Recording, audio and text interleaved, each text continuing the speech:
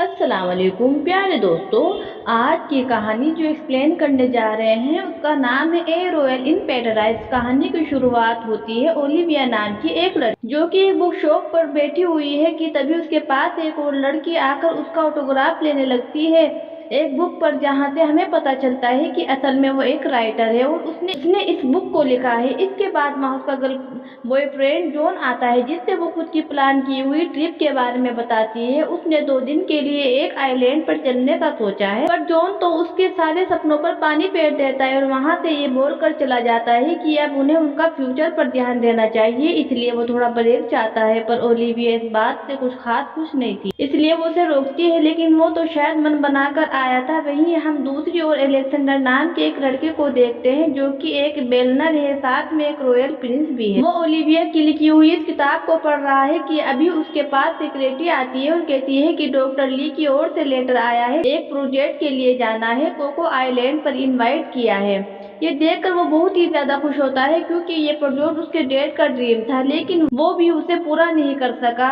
इतने में वहां पर उसकी मॉम आ जाती है जो उससे बताती है कि उसे 2 दिन बाद क्वीन कैथरीन से मिलने के लिए जाना है। इसके बाद उन दोनों की शादी की बात आगे बढ़ेगी, लेकिन अलेक्जेंडर उन्हें बताता है कि उसे इस प्रोजेक्ट में जाना ही होगा, पर उसकी मॉम मना कर देती है। उन्हें पहले अपनी बेटी की शादी करनी है किसी बड़े घराने में, क्योंकि वो नहीं चाहती कि वे किसी मामूली लड़की के प्यार में पड़ जाए। एलेक्सेंडर उन्हें समझाता है कि अगर वो इस प्रोजेक्ट में नहीं गया तो मीडिया वाले तरह तरह की बातें करेंगे और उन्हें एक मौका मिल जाएगा हमारी बुराई करने का। आप खुद सोचिए, उसकी बातों को वो समझ जाती है और हाँ बोल देती है। उधर एक तरफ ओलिविया अपने ब्रेकअप के बाद काम पर फोकस नहीं कर पा रही है। उसे आने वाले 10 दिनों में अपने काम की फिनिश करना है, लेकिन वो हर दिन तो बैठती है पर कुछ लिख नहीं पाती, जिस वजह से उसकी बॉस काफी नाराज है। अपने मन को बहलाने के लिए वो एक बुक शॉप पर जाती है जहाँ अलेक्जेंडर भी आया था। वो दोनों आपस में टकरा जाते हैं जिसकी ओलिविया की सारी बुक गिर जाती है, तो वो उसकी मदद करता है, पर जब वो उसे देखता है तो कुछ देर का पाउच ले लेता है और फिर उससे बोलता है क्या हम पहले भी मिल चुके हैं। वो कहती है कि नहीं, मैंने तुम्हें कहीं नहीं देखा, जिसके बाद वो उठकर वहां से चली जाती है। लेकिन अभी भी एलेक्जेंडर उस बुक के पीछे देखता है तो उसे पता चलता है कि अरे ये तो मेरी फेवरेट बुक की ऑथर है। वो फौरन बाहर जाता है उससे मिलने के लिए, लेकिन तब तक वो जा चुकी थी। आगे हम उससे अपने घर पर देखते हैं, उसकी हालत बहुत ही खराब है। वो बहुत कोशिश कर रही है कि कुछ लिख सके, लेकिन ऐसा हो नहीं पाता कि तभी उसके पास उसकी बेस्ट फ्रेंड आती है केटी। उसकी परेशानी को समझती है और सजेस्ट करती है क्यों ना वो लोग कुछ दिन के लिए उसी आइलैंड पर ट्रिप के लिए जाए जहाँ वो जॉन के साथ जाना चाहती है। वहाँ जाकर तुम्हें तुम्हारी नई स्टोरी भी मिल जाए और तुम्हें अच्छा फील भी हो जाएगा। वो मान जाती है और फिर दोनों ही निकल जाते हैं। कुछ घंटों के बाद दोनों दोस्त एयरपोर्ट पर लैंड करते हैं और वहाँ दूसरी तरफ एलेक्जेंडर और उसका सेक्रेटरी विस्टन अपने प्राइवेट चार्ट से वहाँ लैंड करते हैं। सीधा पहुँचते ही अपने होटल में, यानी कि दोनों एक साथ एक ही आइलैंड पर ठहरे हुए हैं।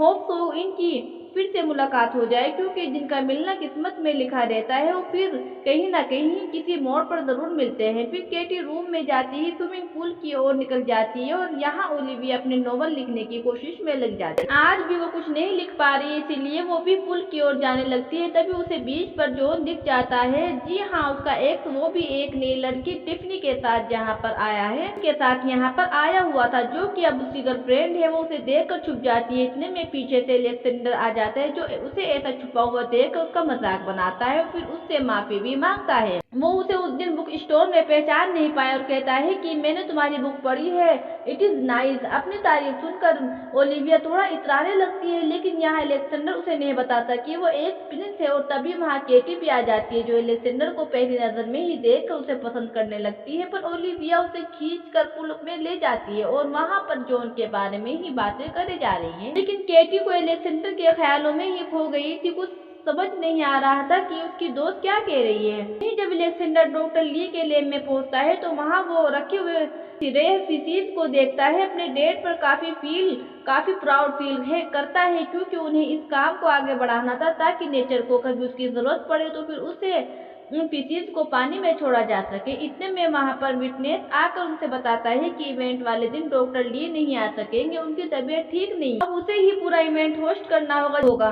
जो ये सुनकर वो हैरान हो जाता है कि ऐसे कैसे हो सकता है, उसने आज तक ऐसा कुछ कभी नहीं किया था। तो विस्टन उसे कहता है कि ये सब सोचने की जरूरत नहीं है, सारा इंतजाम हो जाएगा, वो बस रेडी रहे। अगली सुबह दोनों दोस्त ब्रेकफास्ट के लिए बैठी होती है, जहां उन्हें सिलेंडर देख लेता है तो वेस्टर्न के साथ था, इसलिए उसे कहता है कि तुम उनके सामने मुझे कोई प्रिंस वगैरह कहकर ना बुलाना। जिसके बाद वो उनसे मिलने के लिए जाता है। वहां वो वेस्टर्न को अपना दोस्त कहकर इंट्रोड्यूस करवाता है। उसके बाद और कहता है कि मैं इसके अंडर काम करता हूँ। इसके बाद अलेक्जेंडर उन्हें कल साथ हैंगओवर करने के लिए इन्वाइट करता है, साथ बीच पर ही घूमने के लिए, क्योंकि ओलिविया पहले ही मना कर देती है। लेकिन फिर केटी उसे समझाती है कि तुम्हें हाँ बोलना चाहिए, ऐसे तुम जॉन को जला सकती हो, और उसे उसके बाद सही लगती है, इसीलिए वो हाँ कर देती है।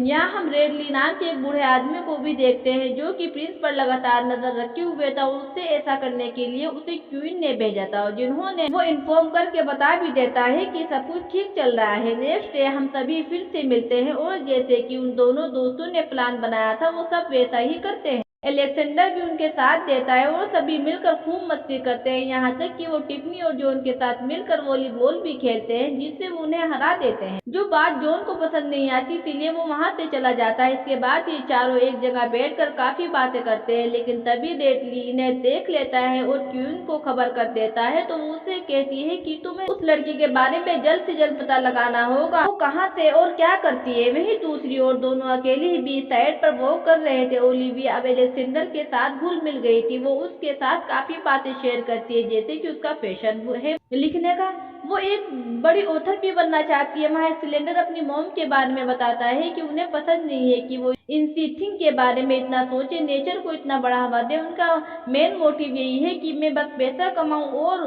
ढेर सारा, पर मुझे जानवरों की जान बचाना अच्छा लगता है। दोनों एक दूसरे से कहीं ना कहीं पसंद भी करने लगते हैं, लेकिन ओलिविया दूर दूर तक कहीं भी अंदाजा नहीं था कि वो एक प्रिंस है। उसे तो यही लग रहा है कि वो कोई मामूली इंसान होगा। रूम में आने पर ओलिविया ने अपनी नई किताब की स्टोरी पर लिखना शुरू कर दिया। तभी केटी आकर उससे बताती है कि उसे विस्टन को डेट करना शुरू कर दिया है। जो ये सुनकर वो बहुत खुश होती है कि इतने में गेट पर कोई बंदा आता है शैंपेन की बोतल ले। वो असल में रेडली था, जो इस बहाने से ओलिविया से उसका नाम पूछता है और कहता है कि ये हमारे स्टाफ की ओर से आपके लिए है। उन्हें ये नॉर्मल लगता है, इसीलिए वो एक्सेप्ट कर लेती हैं, पर रेडली को उसका नाम पता चल चुका था, इसीलिए वो ये बात कॉल करके क्वीन को बता देता है, जो फिर नेट पर सर्च करती है। उसे पता चलता है कि वो एक मामूली सी राइटर है, ना कोई उसका प्रोफेशन बस लिखना है, जो देखकर उसे खास खुशी नहीं होती, क्योंकि ऐसी लड़की वो अपने बेटे के लिए कभी नहीं ढूंढ रही थी। इसीलिए वो रेडली को ऑर्डर देती है कि तुम पे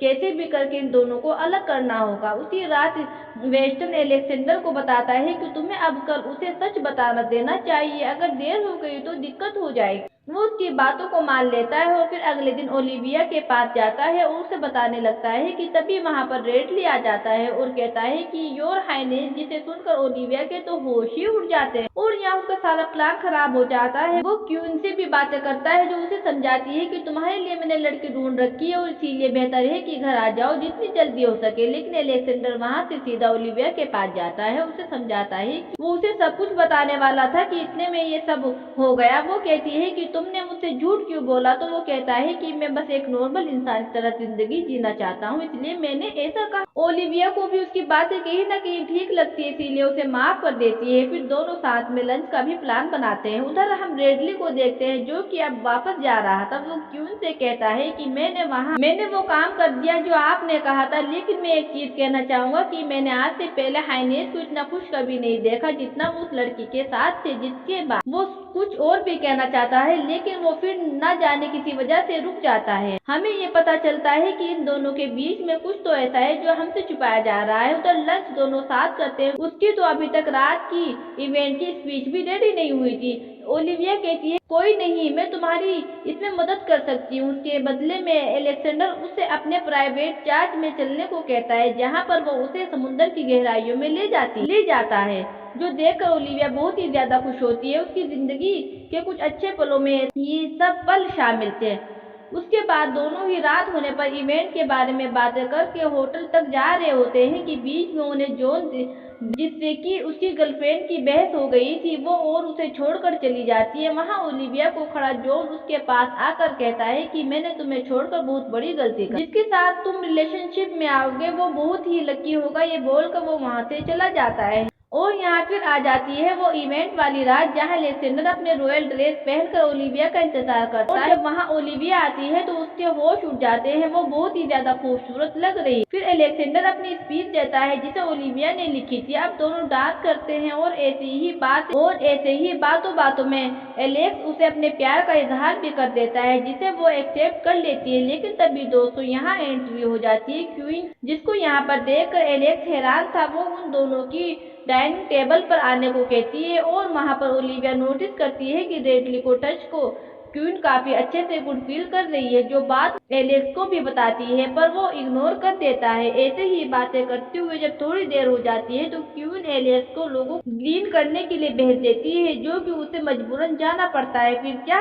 यहाँ क्वीन ओलिविया से अच्छे से सवाल पूछती है जो उसे आज तक किसी ने नहीं पूछा होगा। यहाँ तक कि वो उसकी बेइज्जती भी करती है और कहती है कि तुम जैसी गरीब लड़कियां हमेशा अमीर लड़कों को फंसाती और फिर उनके सारे पैसे हड़प कर फुर हो जाती हैं। उसकी ये बात सुनकर ओलिविया रोने लगती है और उसके दिल को ठेस पहुंचती है। वहाँ से उठकर वो चली जाती है सीधा रूम, जहाँ पर वो केटी को सब कुछ बताती है, जो उससे कहती है कि अब हमें यहाँ नहीं रहना चाहिए, चलो चलते हैं। वो दोनों ही सामान पे करके वहाँ से निकल जाती है शहर की ओर। उधर एलेक्स को कुछ पता ही नहीं था। जब वो सुबह उठता है तो वेस्टेन उसे बताता है कि ऐसा हुआ क्योंकि केटी ने सब कुछ उसे बताया था। फिर क्या था, एलेक्स गुस्से में अपनी माँ के पास जाता है और सीधा उनसे सवाल करता है आखिर क्यों वो अपने बेटे को खुश नहीं देखना चाहती। वो उनकी खानदान की परंपरा को संभालते संभालते थक चुका और आप भी थक चुकी होगी लोगों के सामने झूठ बनते क्वीन कहती है कि मैं कुछ समझी नहीं। तो वो उनकी ओर रेडली का जिक्र करता है और कहता है कि आप खुद अपनी खुशी सबसे छुपा रही हो, फिर दूसरों को क्या ही सोचोगी। ये सुनकर वो रोने लगती है और कहती है कि अगर मैंने लोगों को बता दिया मैं अपने बॉडीगार्ड के साथ जिंदगी बिताना चाहती हूँ तो वो गलत बातें कहेंगे, यहाँ तक कि ये भी कहेंगे कि मैंने अपने पति को मरवा दिया ताकि अपने बॉडीगार्ड के साथ जिंदगी बिता सके। तभी एलेक्स कहता है कि दूसरा क्या सोचते हैं उस खुद की खुशी को दांव पर नहीं लगा सकते। अगर आप रेडली को पसंद करती है तो खुशी खुशी साथ रहिए। उसकी बातें सुनकर रेडली भी इमोशनल हो जाता है और क्वीन को भी समझ आ जाता है कि वो गलत कर रही है। उधर ओलिविया अपनी नॉवल कंप्लीट करके अपने बॉस को दे देती है। इसमें हैप्पी एंडिंग तो हुई नहीं। वो कहती है कि जरूरी नहीं है कि कहानी के अंत में खूबसूरत हो। ये बोलते ही गेट पर कोई आता है और ये